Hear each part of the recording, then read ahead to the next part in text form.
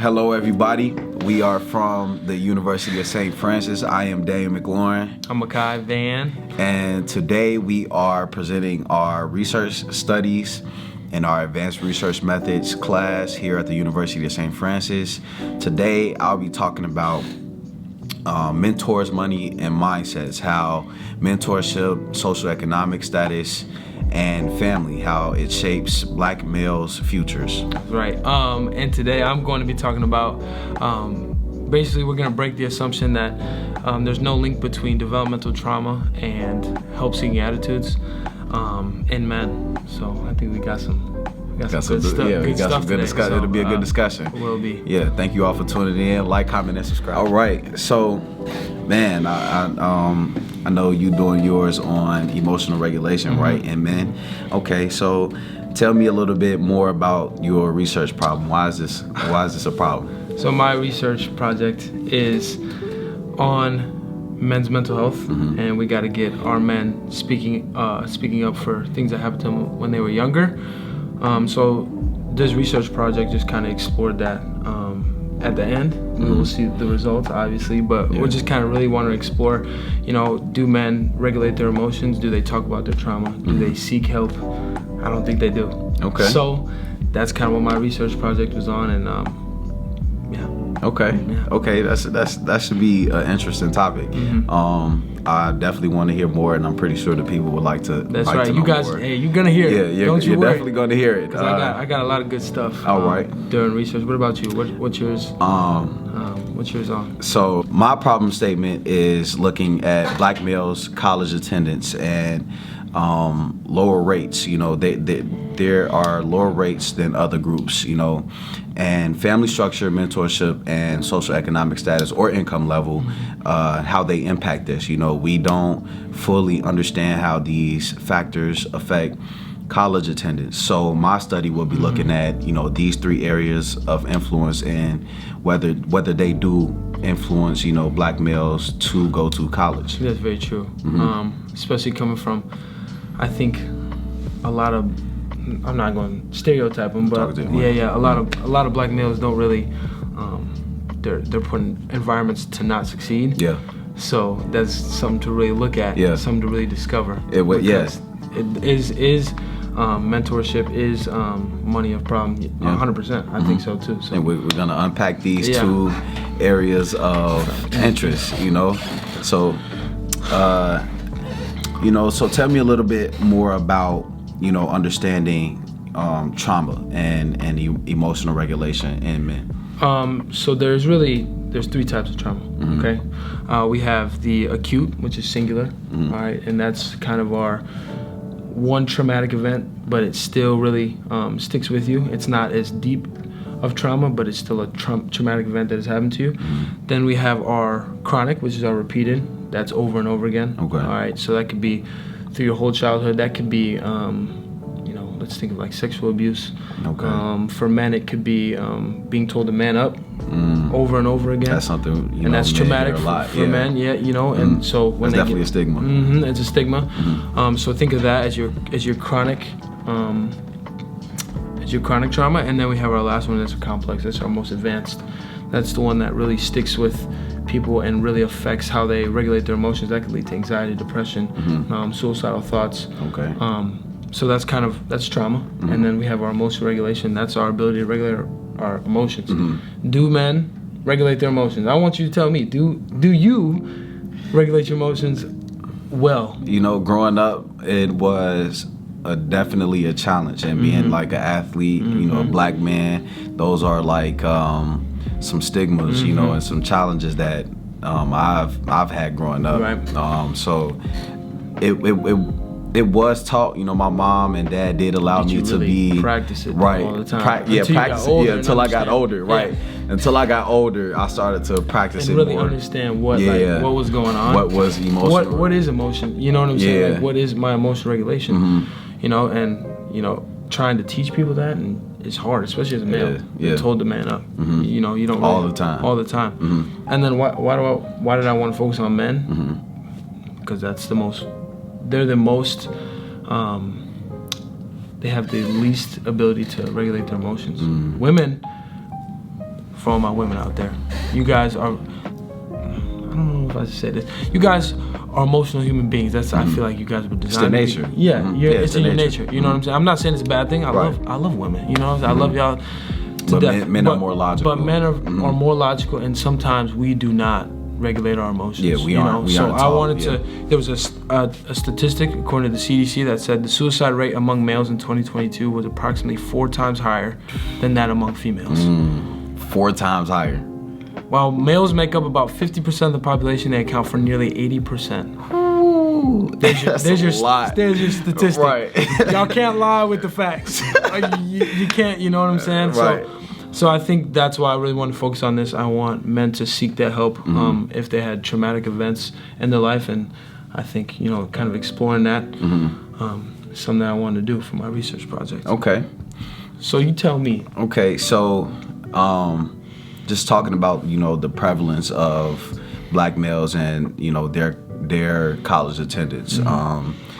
Some key terms that I wanted to focus on was like non-traditional student and single parent household.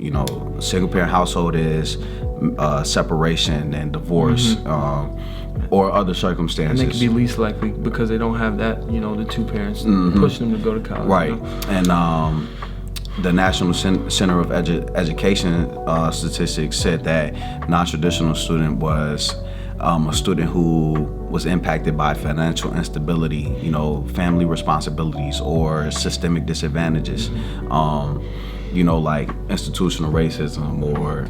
It's a real thing? Yeah. Would you want to go to a college that was, you know what I'm saying? A predominantly white institution. Or predominantly something that you're not used to. Right.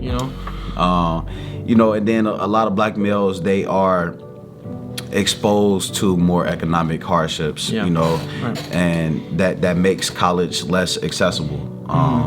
And then, a lot of black males also experience a lack of mentorship, or don't have many role models, and that also reduces their college aspirations. And then it's just like looking at like the lower college persistence, like, are you going consistently? Do you want to show up? Is this something that you want to do? I know another stigma is black males only go to school for athletics. Yeah, that's So, statistically, can you? You want right there. So, about half of lower income parents in the U.S. say that there have been 3 times in the past year that they did not have enough money or food for housing. And this situation impacts black males significantly because they have to take their focus off of college aspirations or college attendance.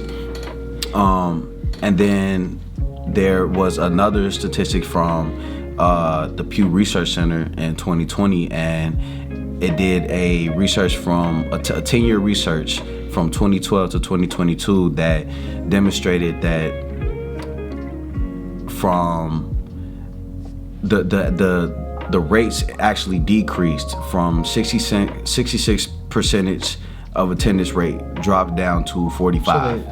Did they say why? Do you remember why they said it? Was it because of the stigmas that were being put on, the lack of mentorship? Like you said, could that be kind of the reason for that statistic dropping? It actually was because, of the immediate college enrollment rates. That's just, it could have been all those because things. of all of those things, money, food, housing, single parent households or 2 parent households, like the mentorship and things of that nature. When we think about like how we got into college, we had people like pushing us to go to college. Not everybody has that. Yeah. And I'm sure we both know people. Yeah, it's definitely a privilege. That didn't get the push to say, hey, mentor, like the mentor, like, hey, you need to go to college. You need to get this degree.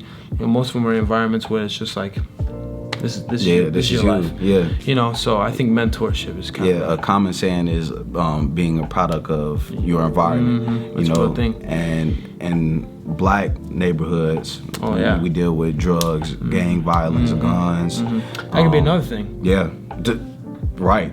But they I'm just only for right. I know what you're only focused on. But hey, look, we can really get into that too. Right, we can. But we're gonna focus on this. But that's yeah. another thing too that could really, drive. I feel like black men not to want to go to college because of their environment. So Yeah. I think these are really good stats that kind of back up, the reason for. Yeah, the results, and we'll tap into that later in the video. So we didn't mention that our majors are social work. Yeah. We are focusing in the school environment. So we get to work with those. Black men, we do. We do. saying? Yeah. We both are currently in our graduate internships, focusing on schools, and our role in the school environment is social work. So why would you say that your topic of emotional regulation is important to social work? So this kind of actually ties in to my internships. It was perfect. I worked with a lot of young men at Joliet Central. Yeah. Working with them, trying to help them regulate their emotions, because it's a big. It's needed, and we see it in the world today. Kind of, when men get overstimulated or they get very angry, they've never been taught how to regulate their emotions. So what they do? Yes, what they do? They go hit something or they go hit somebody instead of going to the right places to get the help that they need. Yeah. So just some statistics on why it is important. Okay. Trauma-related emotional dysregulation in men can lead to higher rates of depression, anxiety, substance abuse, and suicidal behavior. These are all things that we see today. Yeah. Have we not? Substance abuse is a huge one. Yeah, man. Substance Marijuana, abuse is a huge, alcohol related. Yeah. I don't know how many times we see domestic violence where they intoxicated 100%. Because that's how, I'll be completely vulnerable. There's been times, you medicate, you self-medicate, and you can't do that. Right. Don't do that. Don't do drugs. But I'm just saying, instead of going to get the help that you need, and regulate the right way. Getting a second voice. Yes, right. And that's what men need sometimes. So, what is it? Social workers are vital in offering trauma-informed support to help men develop healthier coping strategies, especially if you have trauma. Like if you have that last level of trauma that I was talking about, that complex trauma. Oh my God. It's no joke. You better get in there. Yeah, it's no joke. You better get in there. Yeah, it's no joke. Yeah, you have It's no joke. to, There's nothing wrong with seeking help, man. There's nothing wrong with seeking professional help, seeking a second opinion, because we need it. We need it. Especially as men. Because we are supposed to be strong, but we also need to get help so we can then in turn help other people. As men, we can provide for our family in the correct way. Definitely. Because traditionally we are seen as like the leader. Yeah, the leader. And that's also a traditional gender role. You know what I'm saying? That maybe some men don't seek help because of that. Right. Why don't men seek help? It could be gender role. Yeah. Type deal. So my other statistics to kind of back up why it's important to social work. And we kind of talked about this, is the stigma.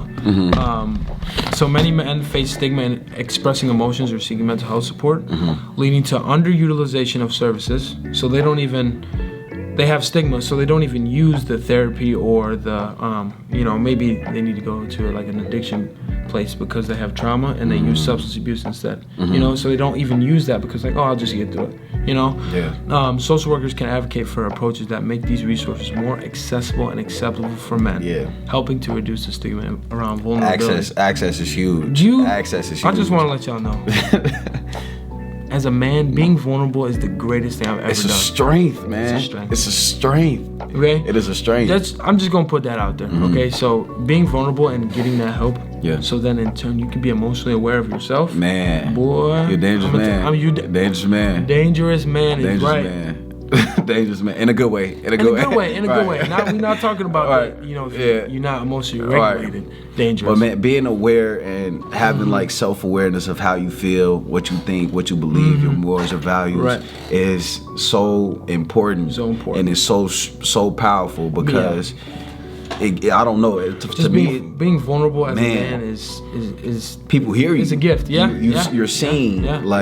Because I know one of the common things that we deal with is taking on the battles of the world, and that's especially as going to work, going to lift weights, maybe going and having somebody treat you wrong throughout the day, and that was you have to come home. And I'm gonna quote my man Tim Ross here. If you're out there, hopefully this gets them. Shout out Tim Ross. Tim Ross, he said, "You're just an employee when you go out to work, right? You're just the employee. When you come home, you still got to be dad. Man, You still got to be. you still got to be the husband. Man, you know what I'm saying? Yeah. So really, and you don't want to bump that onto your wife. Exactly, you know? exactly. Bump that into your wife or to your partner. So being emotionally aware, emotionally regulated is huge, and so kind of getting those resources out to men and teaching them how to regulate their emotions is huge. It's huge. Huge. It's huge. I'm regulated. I know I'm regulated with my emotions. I'm definitely There it is. regulated. 2 for 2 on the day. 2 for 2. Definitely regulated. All right. So going into yours, why would you say is important for mentorship to pushing young black males to college? Man, why do you think all these kind of statistics are? Man, I think that being in the school environment and being able to help students navigate those structured and unstructured environments is life for life. That college is an important way to network, to get those different experiences, to know that it's a great opportunity. Kind of gets you ready for life. For life, in a sense, right? I definitely would say so. My topic, on focusing on mentorship, family, and socioeconomic status is important to social work because it addresses structural inequalities and informs like policy changes. For example, like equity. How are these factors fair for black males? Justice. Is this equal? Like, does this person receive the proper treatment? The correct treatment. Reform. How can this be changed? What needs to be changed in this person's environment for them to be successful? And then access. Like, we're giving them materials to even get to college. Right. Do they have access to or even knowledge and understanding of these tools and resources available to them? And then empowerment and advocacy. Empowerment is making them the best versions of themselves. That they are not limited to their environment or to their circumstances. Right. And then advocating. Being their helpmate. It's just like another way of providing those resources. I want to touch on that empowerment a little bit because they have to have, I'm going to keep going on mentorship because it's so important. It's so huge. It's so important. Do they have those people in their lives empowering them? If they don't have a dad in their life, it's a single parent household. Right. Is he going to be pushing? Is it mom or dad? Right. Yeah. So how are they getting it from both sides? They're getting it from one. One may be working too much to even, trying to put the food on the table, and then the resources too. Like, not a lot of. Dude, Joliet Central is great because it's under this very poverty-ridden area, and they have the resources. But I'm sure when they go home, there's no resources for certain populations. So I think that's huge. Empowerment, resources, access. And I'm in the Homewood area, so I definitely encounter like black males every day, and I just see the mindset, and I see some of the challenges and barriers that they face, and just talking about like implications for social work, it brings awareness. It helps understand the impact of race, income, and family on their college. Yeah, especially attendance. Income too. Lower income areas. I don't know if you ever watched Inky. I showed you this video of Inky Johnson, right? He was from a lower income area, right? And they used to tell him like, he's like, no, I'm gonna go D1. He said, you're gonna end up in cell block D1. And they said that to him, and he said, no, not me. No, not me. Yeah. But he had those people in his life kind of empower him. You know what I'm saying? Most people not like, just him getting told that. That's how certain areas that are lower income, they kind of getting that. Just the treatment of like, this is your environment. This is what you're gonna end up being. So. I think that's really good. Okay, so. You talked a lot about the statistics and some research. So tell me a little bit about like the literature that you read behind this, and what were like some gaps in the literature. Just to go on I'm not gonna go through all these statistics. I just want to point a few out for you guys. I already gave a few, but I'm gonna go with this one right here because this is a deep one. Society often tells men not to show vulnerability about their trauma or to open up about their feelings. This leads many men to bottle up their emotions, which can cause problems managing them. Research shows that men who have faced trauma, especially childhood sexual abuse, tend to show more anger and aggression. This happens partly because society teaches boys to hide their vulnerable feeling. What word did I just use again? Feel. Vulnerable. Oh, there it is. That vulnerable feeling to express anger instead, right? So instead of, and that's a tough, look, that's probably a tough thing. I couldn't even imagine, right? That's probably a tough thing to come out with, saying like you got, because it's a lot of women sometimes. Yeah. Women got sexual abuse. Not a lot of men can come forward and be like, hey, I got sexual abuse. What they gonna tell them? You're soft. Man up. Yeah. You'll figure it out. Right? Yeah. That's another stigma. But okay. No, you don't have to. You don't have to. Be vulnerable. That's not right. It don't matter if it's a woman, man. It's not right. Okay? Yeah. And then this other one I want to bring up to you is a study done by Framework Therapy said that men are 1.8 times more likely to take their own lives due to feelings of loneliness and the lack of support to deal with their trauma. It's not good for a man to isolate. It's not Makes good. It worse, actually. Yeah. Makes it worse. It does. You get in your own four walls, and you get in your own head and your thoughts. And every man's been there, and I'm gonna be honest, I've been there. I've been there too. Okay, man. and we're gonna be vulnerable with you. This is the whole point of it. Right. You know what I'm saying? So, you know, these are some statistics that you know in the literature I was reading. I have oodles more. I think you're gonna we can attach some of these statistics and stuff like that to the podcast. Yeah. You think? Okay. But some gaps that I found in the literature that I was reviewing, a lot of it was short-term one studies. Okay, there was no like long-term studies on how emotional regulation and trauma impact men going forward.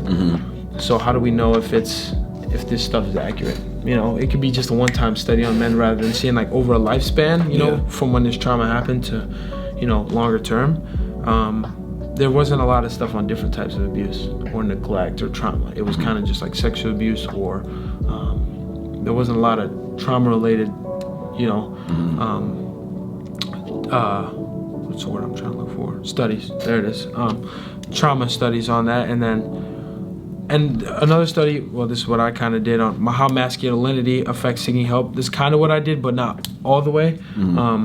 How does that toxic masculinity of like, hey, you got to be a man, just man up. I don't need it. That's right? I don't need help. Nobody did that study either. So, and there are some men that believe that they don't need help. Oh, there's 100%. Yeah, because it makes them look weak. Yeah, I would say that's when we get into the statistics, we're gonna see that in mind. But like more the older generation, I feel like the what they call them, the boomers, they didn't seek help. There's no way. Yeah. You'll get over it. Yeah, get it out the macho. mud. You know what I'm saying? Yeah, get it out all right. So that's kind of what I found for my gaps, and you know, kind of what I found in the literature. There's a lot of statistics to kind of back what I'm talking about. So yeah. Okay. How about yourself? What did you find in your literature? So in the research that I did, I mainly looked at family influence, socioeconomic status, and like structural barriers, more like the mentorship area. So piece of it. Talking about like the family influence, it really talked about the parental involvement, like how involved are your parents, like that's huge. Having parents leads to higher motivation, which leads to students going to college more. And then like, what are your parents' expectations? Like high expectations leads to success. Yeah, you know, and then pushing kind of that empowerment piece. You know, pushing you to get. Yeah, and then another study that I looked at was talking about two-parent homes providing better access to resources. So that was like more the financial stability side of it, like what's the income like looking like, and how they have more stability, structure at home, kind of deal. Yeah. So talking about like looking at the socioeconomic status literature, economic stability in two-parent homes reduces stress and increases college enrollment. So that was a study done, huh? Yeah, a study was done, right? So the more likely you are to have two-parent homes, you're less likely to be stressed out. Right, and it increases your chances of enrolling in college. And then lastly, like the structural barriers. Some literature that I found was institutional racism, like systemic bias in education, and how this discourages black males to enroll in college. And then, of course, another one, single parent struggles. Myself, I come from a 2-parent household. Shout out to mom and dad. But this economic hardship impacted, access to education for black males. Right. Just having a single parent, and there's challenges with that. It's not hard raising multiple or one child, and then I got to give them everything. Credit, Yeah. Shout out to the single parents, man. Actually, y'all hold it down. Y'all hold it down. I really do, man. Yep. Man, because it's definitely hard out here for single parents, especially now, man. Economic. Wait. What that? Go ahead, get in there. Economic disparities. There it is. Wealth inequality affects affordability. So your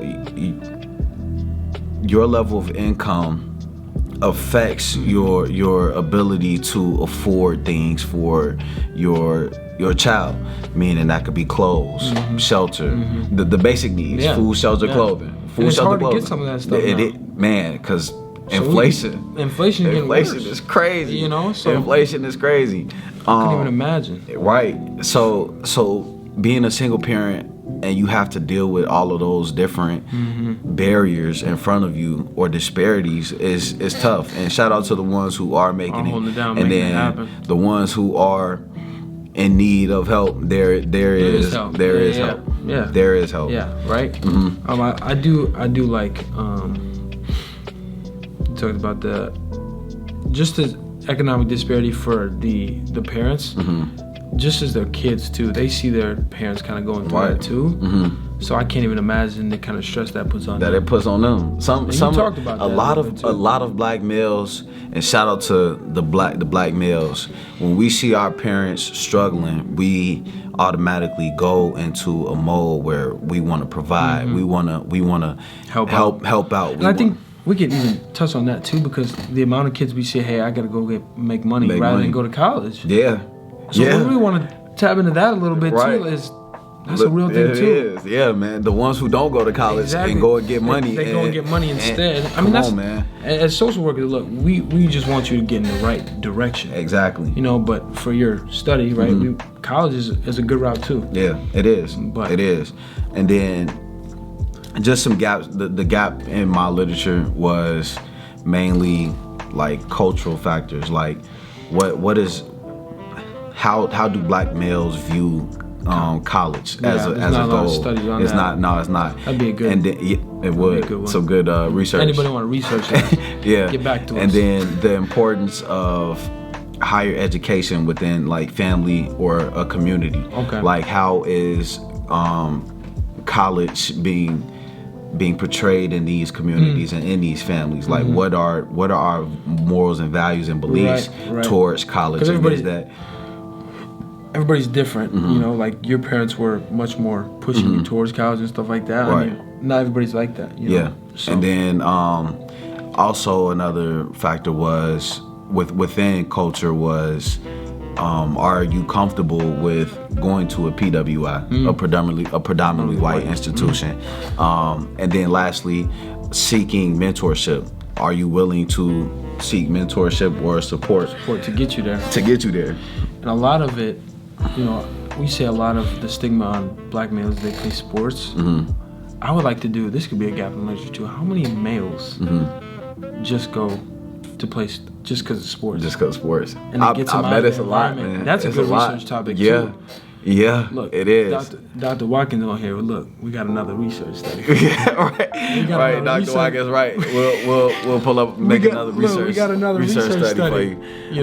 Yeah. So yeah, I think those are really good, gaps and something that in the literature still need to be studied. There's a lot of stuff to be studied. So now that we talked about the problem of it, the nature of it, the literature of it, like tell me what you did to what was your method behind the madness? Like, what did you do to study this? So I did 2 variables, right? My independent variable was what we call ACEs, but we don't want to use that. Adverse childhood experiences. Okay. So I use that as developmental trauma.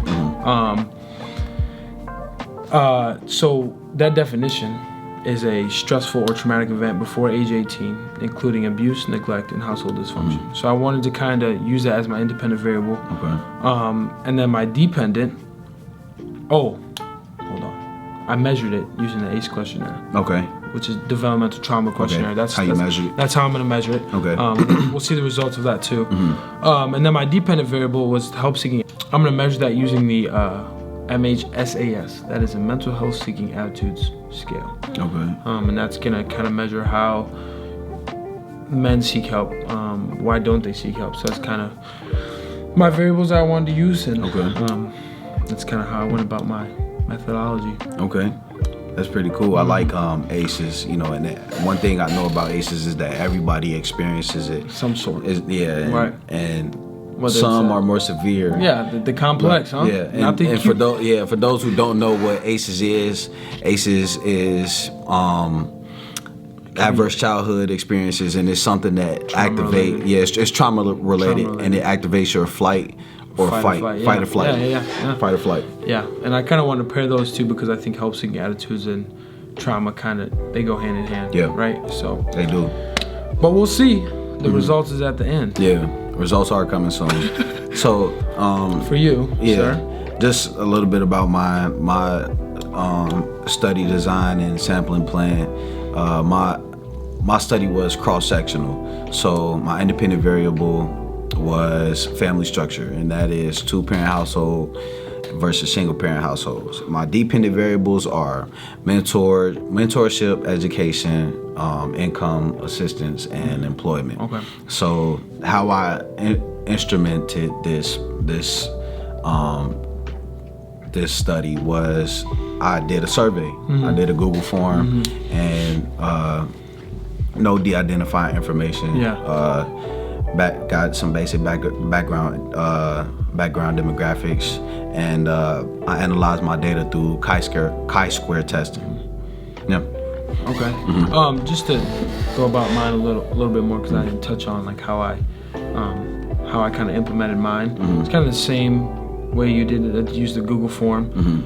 De-identified everything, but I wanted to examine the relationship between ACEs and help-seeking attitudes. Okay. So that's kind of where I got my independent and dependent variable. That's how they kind of go hand in hand. Okay. And I only wanted men, 18 plus, but I wanted all men. Yeah. But I wanted to be old enough. 18 plus is actually, you're kind of a grown adult. Your brain's not fully developed, but like you could tell me like if you experienced trauma in that kind of setting. So that's kind of how I wanted to do that. So that's kind of how I did my... Yeah, mine was similar. I did all black males, 18 or over. Because we want a specific population. Yeah, that was my specific target population. Right. And then tell me a little bit about your research question and hypothesis. So my question to all you guys at home is, how do adverse childhood experiences influence men's willingness to seek professional mental health support? That's a good research question. That's the question. And what was your hypothesis? My hypothesis was men with higher levels of adverse childhood experiences will be less likely to seek professional mental health support due to the impact of early life trauma on their perceptions of vulnerability and help-seeking behaviors. So men who are more likely to experience ACEs are not going to. Why would you? Right. Because maybe you were told, don't seek help. Yeah. Or maybe you were told all these things. So we'll see. Okay. Okay. Yeah, I can't wait. But I do think you're less likely to seek help. A lot of men don't. Okay. Due to trauma. It's just that's what the research said. Yeah. Just saying. That is. So my research question was, what is the relationship between socioeconomic status, mentorship, and family structure on college attendance among black males? And then I have 3 different hypotheses. Ooh, wait, look at this overachiever. Look at this one. my first hypothesis was I hypothesized that there is a positive relationship between mentorship and college attendance. Okay. I hypothesized that there is a positive relationship between socioeconomic status and college attendance. And then lastly was I hypothesized that there's a positive relationship between family structure and college attendance. So, now, hey, look. The finale, huh? Look, this is what y'all been waiting for. Our results are results. You guys are gonna be disappointed. Yeah. I'm gonna be honest with you. Yeah, me too. I'm gonna be disappointed. I'll be a little disappointed. But it's actually a good thing. Yeah. It's a good thing. Okay. good disappointment. So for my age, And here, I'm gonna put up the Tables. so that you all see. can read along. So age, obviously the minimum was 18. The oldest was 73.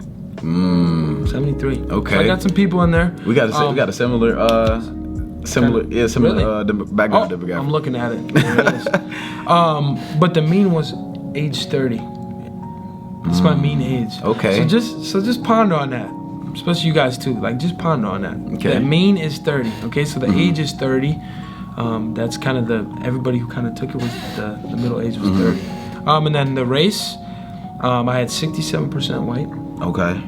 I had 10% were I think Hispanic. 16% were Black African American males, and then the other 5% was other. So it could be Native American, it could be other races. Okay. So that's kind of my percentages of my age and race. And You had how many people take your 55. 55. Okay. 55. Okay. So not amazing. Well, I think it's amazing. You know, for a college research study. First one. Yeah. Yeah. I'm not mad at it. Yeah, I wouldn't be mad at it either. How about you? What'd you get for So table one? my table one, I had a total of 66 people take my survey. I had 66 cases, and then the oldest person was 73, and the youngest was 18, and right in the middle was 28. The middle age was 28 years old. Good age. Yeah. For you, especially because that's at that age of like, you know. Yeah, like college, like young they adult. graduated. Yeah. Yeah, It's a young good adult. age. It's a good age. Young adult. Good results, hopefully. Huh? Yeah. And then I also looked at like the employment status. So 39 people they made 100,000 or more. 6 people made 25 to nearly $50,000. 3 people made 9 people made 50,000 to 74,000. 12 people who took the survey made 75 to 100,000, and then 2 people made less than 25,000, and then 6 were no clue. So I had no clue. Yeah, so kind of looking at the 39 was how much? 39 people made 100,000 or more. That's actually a good kind of number. Yeah, this is their parents. Oh, This is them. This is them and their parents. This is who made them 100, and the, yeah, who made 100,000 That's actually a or good. more. That's a good number. Yeah. 39 people. Yeah, make Okay. some dough. Oh, and then my demographics continue. Okay. Just took a look at like what was the highest level of education that the people who took my survey, and then or their parents. 6 people, their parents got an associate's degree. 12 people got a bachelor's. 15 got a graduate or professional degree.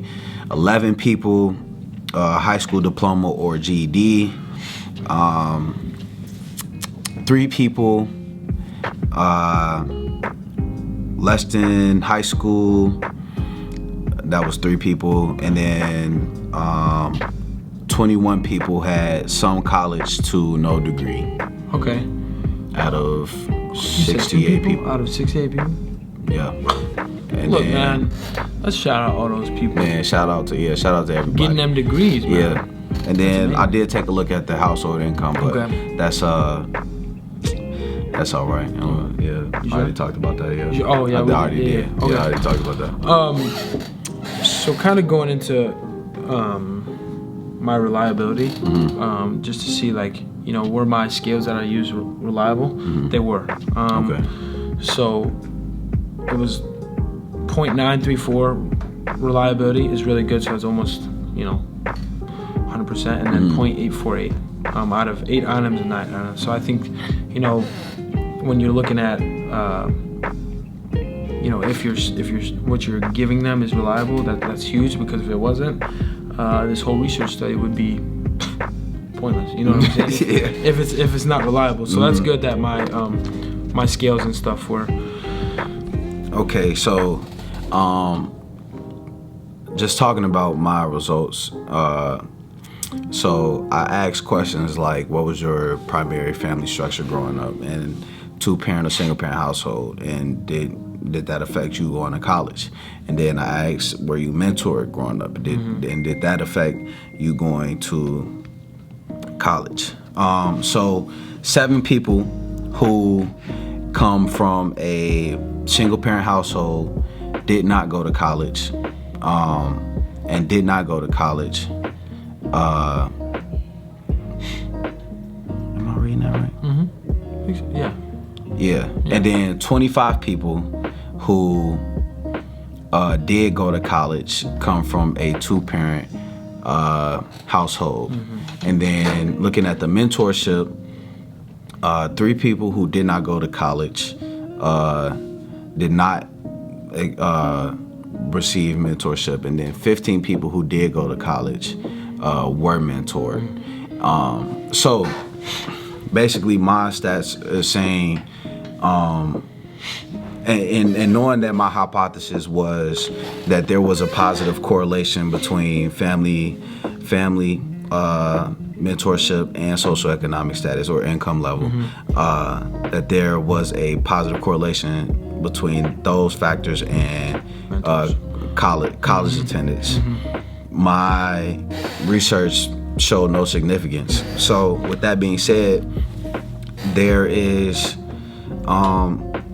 my hypothesis wasn't supported, but that doesn't mean that is bad. So whether or not you come from a 2-parent household, whether or not you come from a low, high, middle level of income, and whether or not you receive mentorship or not, did not affect your outcome of going to college. So we're doing pretty good. Yeah. We're going to college and we getting it done. And I think this going to college, not going to college, and still getting it done. And this is what I'm saying too. Like, the reason that we're looking at your ages, like, look at that group. You know, the 28-year-olds, like, that's your population. Like, that's what you want. You know, so it is. So it's good that, you know, maybe your research study your hypothesis wasn't backed up, but it's a good thing that young black males are going to college. Yeah. You know, they're receiving mentorship, they're receiving the things that they need. So, and if they not, they still getting the job. They're still getting the job done. Yeah. You know? So I think that's, you know, sometimes we look at the research like, oh, it didn't, but it's a good thing. Yeah, I'm not mad at you. I'm not mad either. We're not mad at you. Keep going. It's a good thing. Keep going. So I'm going to say that my results came out the exact same way. Wow. My results came out the exact same way. My hypothesis was that, you know, men that had ACEs or developmental trauma would not seek mental health. And when I gave my 2 surveys, they came back as, I do seek help. Wow. You know? Even though you know? So. That's what's up, man. Y'all getting it done. Y'all is getting it done. Y'all getting it done. So this is my... Mental health matters. Yes. This is my thing, though. Cultural norms might be shifting. Expand on that. Let me... Yeah, we're going to talk about it. Cultural norms are shifting, and I think this is... My mean age was 30. Okay. This is what I'm talking about. Like, the 70... Well, it's old, but it's like young, if you think about it. Like, the younger generation. We're talking about, We're talking about the 73-year-olds. Middle adult. If I would have got more of those, I guarantee it would have been opposite. Right? If you would have got more 30-year-olds? More like 70 or older, like the boomer generation. Oh, right, because because they don't... It's a different tradition, different culture, different mindset. They don't seek mental health. Men now, they seeking it. Yeah.